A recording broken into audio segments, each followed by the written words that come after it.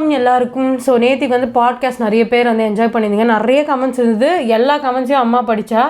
First நல்லா ஆதரவு கொடுக்குறீங்க எங்கள் அம்மாவுக்கு. இல்லை ஆக்சுவலி ரொம்ப தேங்க்ஸ் எல்லாருமே. ஆக்சுவலி அந்த டைம்லலாம் நம்ம வந்து லைஃப்பை ரொம்ப என்ஜாய் பண்ணி வாழ்ந்துருக்கிறதுனால நம்ம அந்த ஆடெல்லாம் கூட ரொம்ப ரசிச்சிருக்கோம். இப்போல்லாம் என்ன டெக்னாலஜி வளர்ந்ததுனால ஆடுன்னு அடுத்த சேனலுக்கு போய்டுறோம். அப்போ நமக்கு சேனல் சாய்ஸே கிடையாது. இருக்கிற 4 ஆட்ஸை கூட நம்ம என்ஜாய் பண்ணி பார்த்தோம். இன்றைக்கி நாங்கள் பேச போகிற சப்ஜெக்ட்ஸ் வந்து பார்த்தீங்கன்னா நான் தான் சொல்லுவேன். எங்கள் அம்மா வந்து விட்டா எங்கள் அம்மாவுக்கு ஆங்கர்லாம் தேவையில்லை. நான் ஏதோ சும்மா சரி. இன்னைக்கு ஆக்சுவலி என்ன பேச போகிறோம், கமெண்ட்ஸில் இது பார்த்துன்னா நிறைய பேர் வந்து சீரியல்ஸ் வந்து மென்ஷன் பண்ணியிருந்தீங்க. அப்போ நான் எங்கள் அம்மாட்ட போய் கேட்டேன், நீ அந்த மாதிரி சீரியல்லாம் பார்த்துருக்கியா அப்படின்னோடனே எங்கள் அம்மா 1.5 பக்கம் கதை ஆரம்பித்தா. நான் சொன்னேன், அந்த 1.5 பக்கம் கதையை நிறுத்து, வீடியோவில் வந்து சொல்லிக்கோ அப்படின்னு சொன்னேன். ஸோ இந்த பாட்காஸ்ட்டும் வந்து ரொம்ப இன்ட்ரெஸ்டிங்காக இருக்கும்னு நினைக்கிறேன்.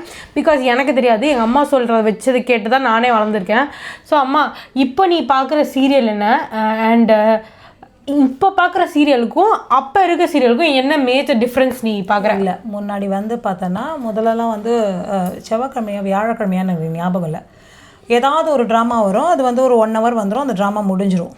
அதுக்கப்புறம் ஒரு சர்டன் பீரியட் எப்போனா 91 90 அப்போ தான் வந்து சன் டிவி உள்ளே வருது. 91 தான் நினைக்கிறேன், ஐ திங்க் நம்ம சன் டிவி வந்தது.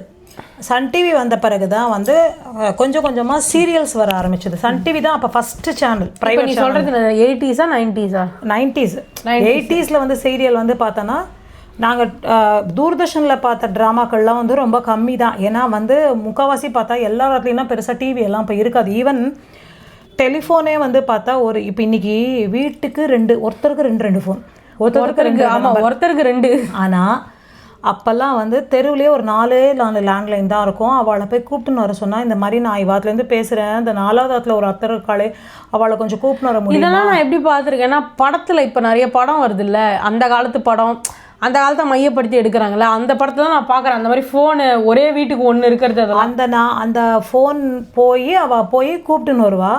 செகண்ட் டைம் தேர்ட் டைம்லாம் ஃபோன் பண்ணுறதுக்கு ரொம்ப எமர்ஜென்சினா தான் ஃபோன் கான்டாக்டாக இருக்கும். அப்போ கூட ஹெசிடேட் பண்ணுவாவா போய் சொல்ல. பட் எப்படிமா இருந்தது லைஃப் அப்போது? இந்த மாதிரி ஃபோனே இல்லை, ஃபோனே கிடையாது. நினச்சி பாருங்களேன், இப்போ சும்மா பாத்ரூம் போகிறதுக்கு கூட ஃபோன் எடுத்துன்னு போகிறோம். பட் அப்போலாம் ஃபோனே கிடையாது. எப்படி இருந்தது அது?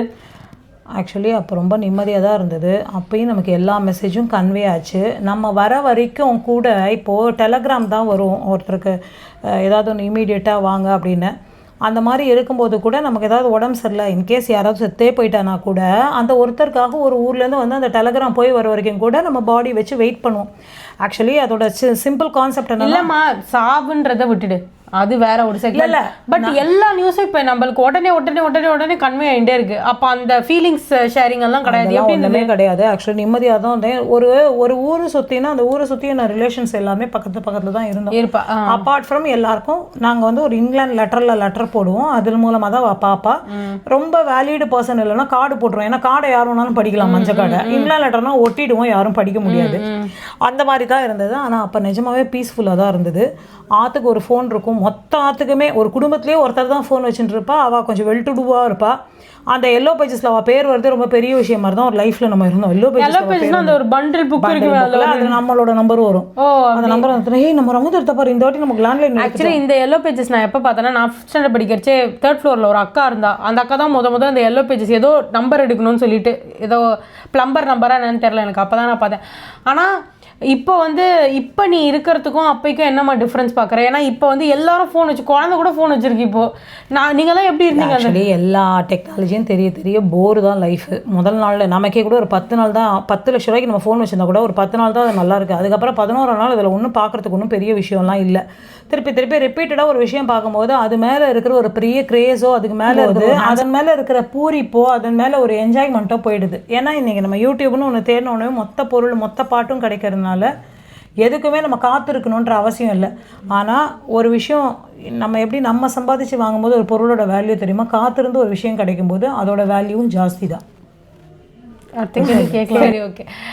ஸோ இப்போ வந்து எதுக்காக இந்த டாபிக் மோஸ்ட்டாக வந்ததுன்னா, ஆக்சுவலி இன்றைக்கி நாங்கள் ஒரு சீரியல் எப்போது வந்தோ விஜய் டிவியில் ஒரு பாப்புலர் சீரியல் உங்கள் எல்லாருக்கும் தெரியும், பாக்கியலட்சுமி சொல்லலாம்ல. ஸோ பாக்கியலட்சுமி வந்து நாங்கள் வந்து ஸ்டார்டிங்லேருந்து இப்போ வரைக்கும் பார்த்துட்டுருக்கோம். எங்கள் அம்மா வந்து டெய்லியும் ஒரு எமோஷன் பண்ணுவா அந்த சீரியலை பார்த்து. ஒரு நாள் அழுவா, ஒரு நாள் கரெக்டு தான் சொல்லுவாள். அப்போ தான் நான் யோசித்தேன் இதில் யாருமா பண்ணுறது கரெக்ட் நீயே சொல்லு அப்படின்னு சொல்லிட்டு. ஆனால் எங்கள் அம்மா சொல்லுவா இதெல்லாம் வந்து பாலச்சந்தர் அப்பயே எடுத்துட்டாருன்னு. ஸோ இப்போ இருக்க சீரியலுக்கும் அப்போ வந்து சீரியலுக்கும் என்னமா டிஃப்ரென்ஸு? பாலச்சந்தர் மாதிரி இனிமேல் ஒரு படம் எடுக்கிறதுக்கோ சீரியல் எடுத்துக்கிறதுக்கோ அந்த அளவுக்கு ஒரு வைடு தாட்டு வச்சுருக்கிறவா வந்து ரொம்ப ரொம்ப கம்மி பீப்புள்ஸ் தான். ஆக்சுவலி வந்து இன்றைக்கி வந்து தப்புன்னு நம்ம சொல்கிற எல்லாமே அந்த காலத்துலேயே அதெல்லாம் நடந்திருக்குன்றதுனால 30 வருஷம் முன்னாடியே படம் ஆகட்டும் சீரியல்ஸ் ஆகட்டும்.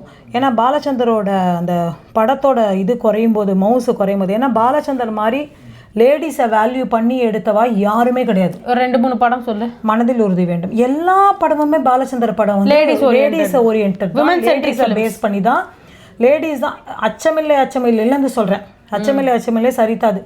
அதுலேருந்து எல்லா பாலச்சந்தர் மூவிலையுமே லேடிஸை தரக்குறைவாக காமிச்சதே கிடையாது. அதுக்கு அடுத்து வந்த ஜெனரேஷன்லையும் எனக்கு தெரிஞ்சு மணிரத்னம் வந்து லேடிஸை தரக்குறைவாக காமிச்சதில்லை. கௌதம் வாசுதேவ் மேனன் தரக்குறைவாக காமிச்சதில்லை. இன்னும் கேட்டால் கௌதம் படத்தில் வந்து ஒரு பெரிய ஸ்பெஷாலிட்டி என்னன்னா அட்டு ஃபிகரை கூட அழகு ஃபிகராக காமிச்சிருப்பாரு. அது எப்படின்னா தெரியாது. இல்லை எனக்கு தெரிஞ்சு எல்லாருமே தெரியல. சமந்தாலாம் ஒரு நார்மல் ஃபிகர் தான். அவளை அழகாக காமிச்சதே வந்து ஃபஸ்ட்டு கௌதம் வாசுதேவ் மேனன் தான். ஸோ லேடிஸை வேல்யூ பண்ணுற டேரக்டர்ஸ் வந்து ரொம்ப கம்மி. அவள் நிஜமாவே அந்த லைஃப்பில் வந்து ஆக்சுவலி ஒன்று சொல்லிட்டோம், அந்த மாதிரி ஒரு வேல்யூ பண்ணுறா வந்து அவாத்தில் ஒரு அம்மாவை வேல்யூ பண்ணுவா, அவள் பாட்டியை வேல்யூ பண்ணுவா. உமன் ஓரியன்டட்னா நீ வந்து டாமினேட்டடாக இருக்கணும். உடனே எல்லாம் சொல்ல பொம்பளை ராஜ்யம் நடந்த வரைக்கும் நாடு கூட நல்லா தான் இருந்தது. உண்மையா இந்திரா காந்தி இருந்தப்பவும் சரி, நம்ம ஜெயலலிதா இருந்தப்பவும் சரி, நாடு ரொம்ப நல்லா தான் இருந்தது. ஜெயலலிதா பீரியட் வரைக்குமே நம்ம பார்த்தா எனக்கு தெரிஞ்சு நம்மளோட இந்த முக்கிய இது என்ன செய்தி வரும்? முக்கிய செய்தி இல்லை ஒன்று வருமே இது மாதிரி ஃப்ளாஷ் நியூஸ்.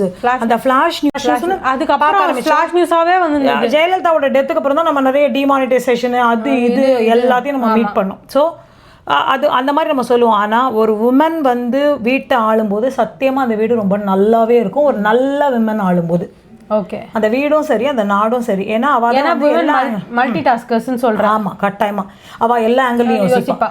அதுதான் விஷயம். அந்த மாதிரி பாலச்சந்தரோட படங்கள் குறையும் போது சீரியலுக்குள்ளே வந்தார். ஏமா குறைஞ்சிது? ஒரு ட்ரெண்டு தானே, ஒரு ட்ரெண்ட் தான். இந்த வருஷம் நம்ம இருக்கோம், அடுத்த வருஷம் மயிலாப்பூர் பாட்டி யாருன்னு கேட்பா. அதுதான் உலகம். எல்லாமே சைக்கிளிங் தான். நம்மளை விட பெஸ்ட் இருக்கீங்க தான் நம்ம பெஸ்ட். அதுக்கப்புறம் இன்னொருத்தர் பெஸ்ட், அதுக்கப்புறம் இன்னொருத்தர் பெஸ்ட். படங்கள் குறைய ஆரம்பிச்சுதா. நீ வந்து சொன்னல எல்லாமே விமன் சென்ட்ரிக் ஃபிலிம், நல்ல கதைகள். அப்பயே ஒரு முற்போக்கு சிந்தனையா இருக்கா? முற்போக்கு சிந்தனையா 4 பேர் தான் இருப்பா. இன்னைக்கு முற்போக்கு சிந்தனையா 400 பேர் இருக்கும்.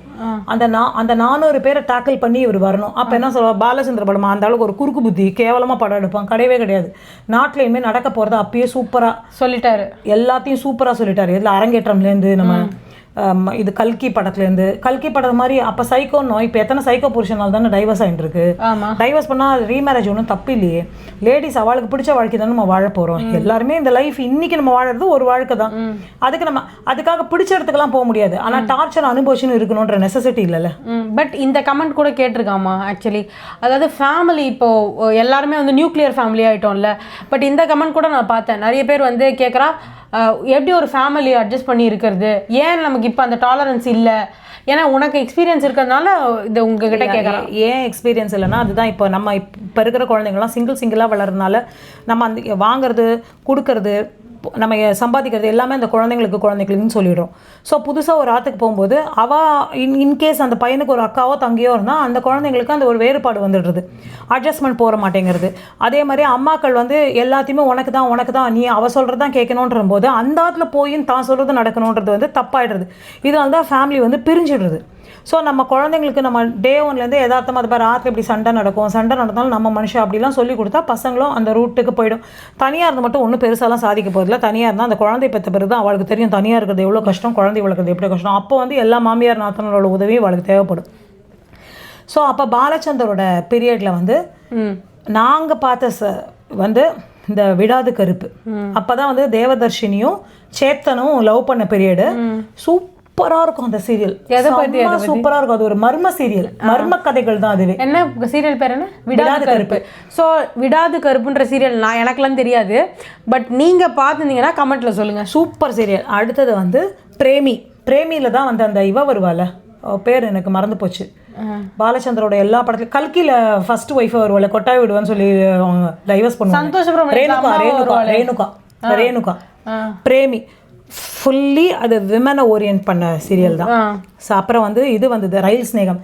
ரயில் ஸ்நேகம் தெரியாதுமா எனக்கு. அந்த அவ்வளோ சூப்பரான சீரியல்ல பெண் தான் சீரியல் பேரு. அந்த பெண்ல அவ சந்திக்கிறது என்ன, அதுக்கு கீழே அந்த ஹிண்ட் வரும் பெண், அதுக்கு பிராக்கெட்ல ஒரு வாரம் ஒரு ஹீரோயின். ஆக்சுவலி இப்போ நெட்ஃபிளிக்ஸ்ல வந்து அந்த சீரிஸ்லாம் போட்டு வெப் சீரிஸ்லாம் போடுறால 5 கதை ஒண்ணா. அப்பே பாலச்சந்திரன் அவன் 5 கதை ஒன்னாலாம் கிடையாது, 5 கதை இல்லம்மா, 5 கதைகள் இருக்கும். இப்போ அந்த ஒரு இதுல பார்த்தா ஒரு கதை ஒரு மணி நேரம் போடுறால. இப்போ அந்த மாதிரி பெண்ணுன்னு ஒரு வாரத்துக்கு ஒரு வாரத்துக்கு ஒரு என்ன ஒரு ஸ்பெஷாலிட்டின்னு கேட்டா டாப் ஹீரோயின்ஸ் அப்பயே சீரியல்ல நடிச்சா. ஏன்னா பாலச்சந்தர் மேல இருக்கிற பெரிய ரிகார்ட்ஸ்னால ரெஸ்பெக்ட்னால எல்லாருமே நடிச்சா பாலச்சந்தர்னால. அந்த சீரியல்லாம் பார்க்கவே அவ்வளோ பிரமாதமாக இருக்கும். அந்த பிக்சரைசேஷனும் அந்த கட்டுற புடவையும் அந்த கலர் டிவியில் பார்க்கும்போது, ஏன்னா அப்போல்லாம் நம்ம நினச்ச மாதிரிலாம் மைசூர் சில்க்லாம் உடுத்த முடியாது, அதை பார்க்கும்போது நமக்கு ஒரு ஆசை இருக்கும். அந்த மாதிரி சீரியல். அதுக்கப்புறம் வந்து வல்கரா இருக்காது எந்த சீரியல், எல்லாமே விமன் ஓரியன்டட். இப்போ இருக்க சீரியல் மாதிரி இருக்காது. அப்போ இந்த மாதிரி தொடர்கதையாக தினம் அழறதெல்லாம் கிடையாது. அந்த டே எப்போ வரும், எந்த டே வரும், அந்த வியாழக்கிழமை தான் மோஸ்ட்லி வரும் அந்த சீரியல்ஸ் எல்லாம். அதுக்கப்புறம் பீரியட் சன் டிவியோட டைமை ஏற சீரியல்ஸில் தான் அவள் ஃபில் பண்ண ஆரம்பித்தா. அப்போ தான் இந்த சொந்தம் வந்தது. சொந்தம் சீரியல் பார்க்காதவா யாருமே இருக்க முடியாது. சூப்பராக இருக்கும் அந்த சீரியல். அது யார் இவ அந்த இதில் வருவாள் கூட, இப்போ கூட நடிச்சுருக்காள் ரோஹிணியா மோகினியா, அவள் பேர் என்ன தெரியலம்மா எனக்கு.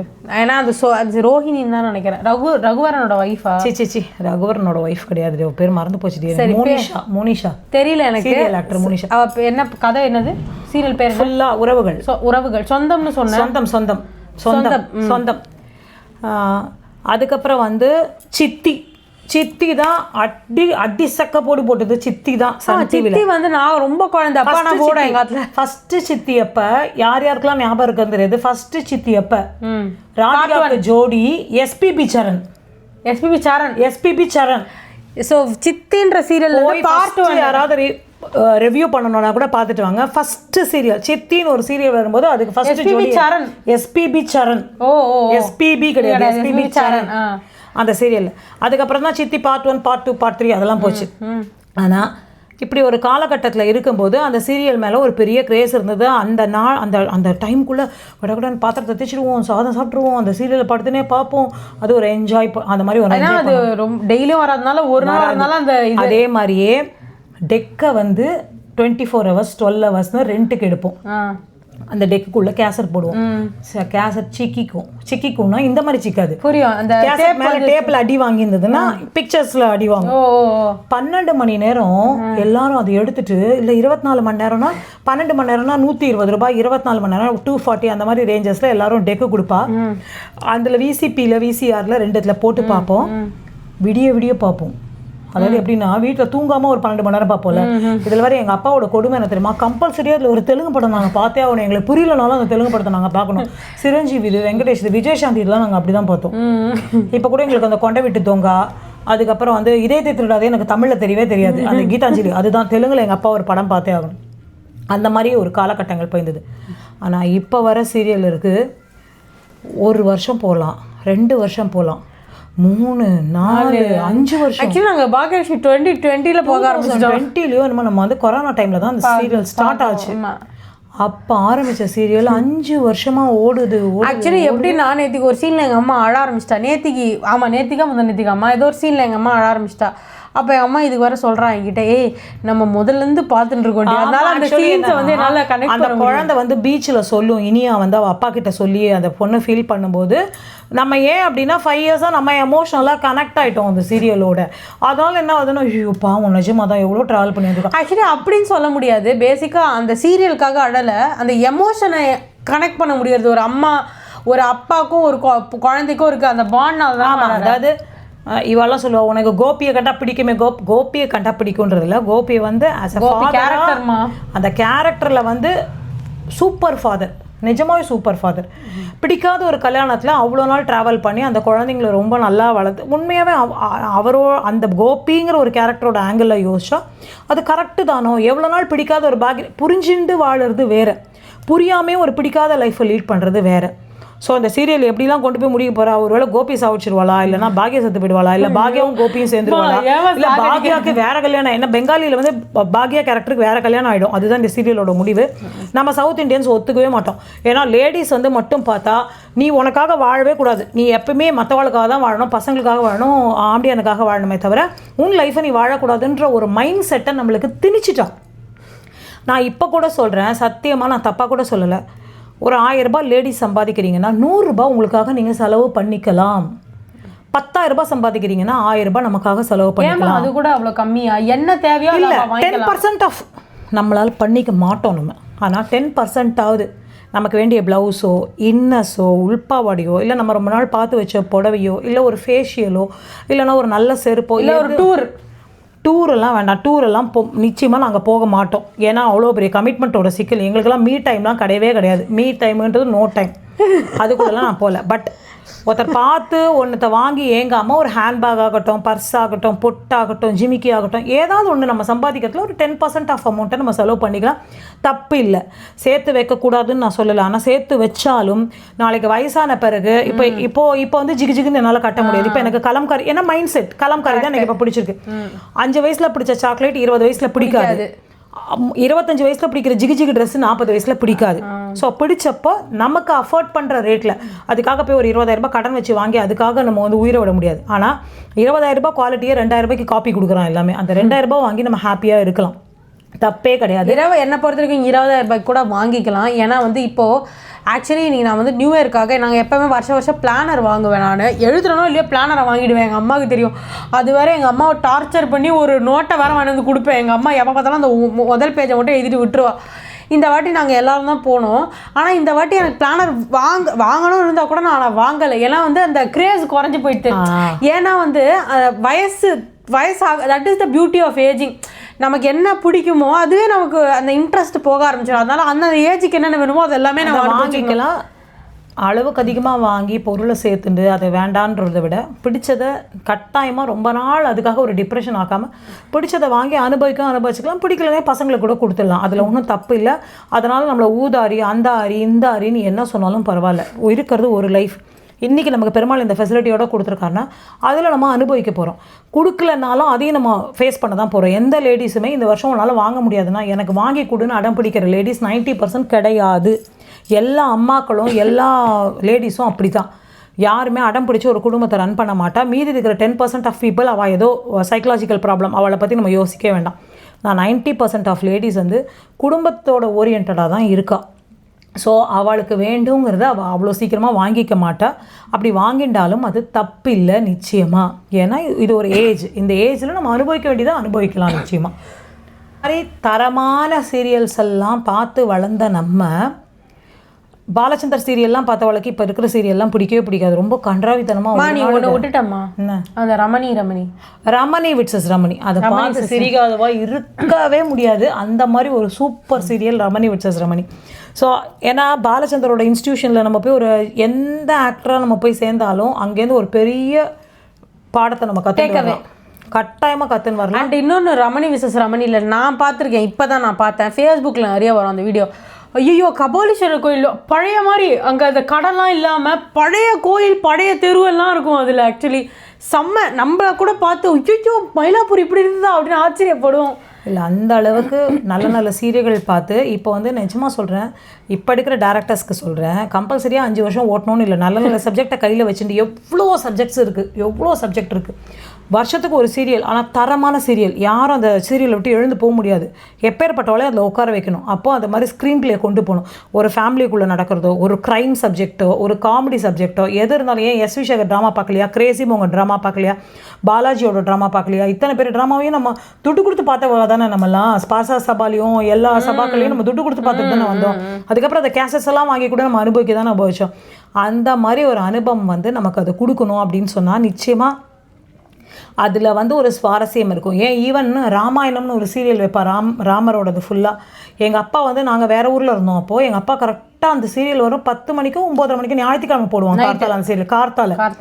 அப்போ எங்கள் அப்பா கரெக்டாக அந்த ட்ரெயினில் இறங்கி கடகடன்னு அந்த ராமாயணம் பார்க்கறதுக்காக வருவாங்க. எங்கள் அப்பாலாம் பயங்கர எமோஷனல். அந்த பரதர் வந்து அந்த அவரோட ஆட்சி வேண்டான்னு அவரோட காலனி இதை கொடுப்பாரு யாரா பாதரட்சையை, அதை வந்து தலையில கெவி கெவி எங்க அப்பா அழுவா. அந்த மாதிரி ஒரு இது. இத்தனைக்கு ஆண்டனா லைஃப். அப்ப ஆண்டனால போய் திருப்பு, இந்த சைடு திருப்பு, அந்த சைடு திருப்பு. ஆண்டனாலோட அனுபவம் எத்தனை பேருக்குன்னு தெரியல. வீட்டை விட பெருசா ஆண்டனால் இருக்கும், வீடு ஓடா இருக்கும், ஆண்டனால் பெருசா இருக்கும். எல்லாரும் அந்த ஓட்டு மேல ஏறி இப்படி திருப்போம், தளத்துல ஏறி திருப்போம். அந்த ஆண்டனால் திருப்பின உடனே ஒருத்தன் வந்துருது, இங்கேருந்து ஆத்துல இருந்து வந்துருதுன்னு சொல்லி வந்து திருப்பாதுன்னு அவன் இன்னொரு டைரக்ஷன் திருப்பிடுவான். ஐயோ திருப்பாதுன்னு சொன்ன உன்னை அப்படின்னு சொல்லி இந்த சைடு திருப்போம். அந்த மாதிரி ஒரு லைஃப்குள்ள செம்மையா ஹாப்பியா இருந்த, சத்தியமா ஹாப்பியா இருந்தோம். சத்தியமா எதுவுமே இல்லை, ஆனால் சந்தோஷம் இருந்தது. இப்போ எல்லாமே இருக்கு, சந்தோஷம் மட்டும் இல்லை. ஸோ இப்போ என்ன வேணும் நமக்கு? சந்தோஷம் தான் வேணும். அப்போ என்னத்தை விடணும் நாங்கள்? ஆக்சுவலி என்ன தெரியுமா, இந்த டிப்ரெஷனு அது இது மற்றவளை மாதிரி நம்மளால் ஆக முடியலையே, மற்றவளை மாதிரி பண்ண முடியலையேன்னு எனக்கு இன்ஃப்ளூயன்ஸ் ஆகி தான் இந்த மாதிரி லைஃப் ஸ்ட்ரக்சருக்குள்ளேயே நம்ம போய் மாட்டியிருக்கோம். எனக்கு என்ன கிடச்சதோ அது வரைக்கும் எனக்கு ஹாப்பிப்பா. எனக்கு கிடைக்கலையா அது எனக்கு இல்லை, அவள் தான் விட்டுட்டு போயிட்டாலே ரொம்ப ரொம்ப ஹாப்பியாக இருக்கும் லைஃபு. இது வந்து நான் யாருக்கும் கருத்தோ எதுவுமே நான் சொல்ல வரல. என்னோட லைஃபோட அனுபவத்தில் நான் பட்டதை மட்டும்தான் நான் சொல்கிறேன். ஏன்னா எவ்ரிடே லைஃப் ஜேர்னியை நான் ரொம்ப ரொம்ப என்னோடய வாழ்க்கை பாடமாக எடுத்துட்டதுனால தான் என்னால் லைஃப்பில் நிறைய போராடி வெளியில் வர முடிஞ்சுது. இந்த லலிதா போன வருஷம் எங்கே இருந்தான்னு கேட்டால் என்ன பண்ண போகிறேன்னு அப்படி மூலையில் உட்காந்துருந்த லலிதா தான் நானும். பாட தெரியும், அது தெரியும், இது தெரியும்னாலும் என்ன பண்ண போகிறோம், நமக்கு எந்த கேட்டு திறக்கணும் போது ஒரு கேட்டு திறந்தது. அந்த மாதிரி எல்லாருக்கும் ஒரு கேட்டு நிச்சயமாக திறக்கும். அந்த கேட் என்னன்றது மட்டும்தான் நமக்கு தேவையே தவிர, அதை மீறின ஒன்று நடக்கணும்னா அதுக்கு எல்லாமே லைஃபே கர்மாவோட பேஸ்டு தான். அந்த கர்மா பேஸ்டாக என்ன நடக்குமோ நிச்சயமாக அது நடக்கும். அந்த டேக்காக நம்ம வெயிட் பண்ணுவோம். எல்லா நாளுமே நம்ம பொறுமையாக இருந்தோம்னா பல விஷயத்த வின் பண்ணிட்டு போகலாம். ரெண்டாவது, எத்தனையோ சண்டை சச்சரவு எல்லாம் வந்து எல்லாத்தையும் விட்டு கொடுத்து தான் போய் ஆகணும். விட்டு கொடுத்தா தான் லைஃபு. ஸோ விட்டு கொடுத்து போனதுனால தப்பே இல்லை, அதனால் நம்ம எதுவுமே ஆகிட மாட்டோம். ஸோ இது என்னோடய அட்வைஸோ என்னடா இது என்ன சும்மா அட்வைஸ் கொடுக்க வந்துடாலேன்னு இல்லை. சத்தியமாக நான் யாருக்கும் அட்வைஸ் கொடுக்குற அளவுக்கு நான் பெரிய ஆளெல்லாம் இல்லை. நான் எல்லாரோட சின்ன ஆள் தான். எனக்கு என்ன தோன்றதோ அதை நான் பேசுகிறேன் ஆன் ஸ்க்ரீனில், அவ்வளோதான். தேங்க்யூ. முடிச்சிட்டியா? போதும், இதுவே 15 நிமிஷம் போயிடும். தெரியும். சரி, ஓகே. இந்த மாதிரி யதார்த்தமாக என்ன டாபிக் உங்களுக்கு அடுத்து வேணுமோ சொல்லுங்கள், அம்மா வந்து பேசுவா. ஆனால் அடுத்த பாட்காஸ்ட்டில் பார்ப்போம். தேங்க்யூ.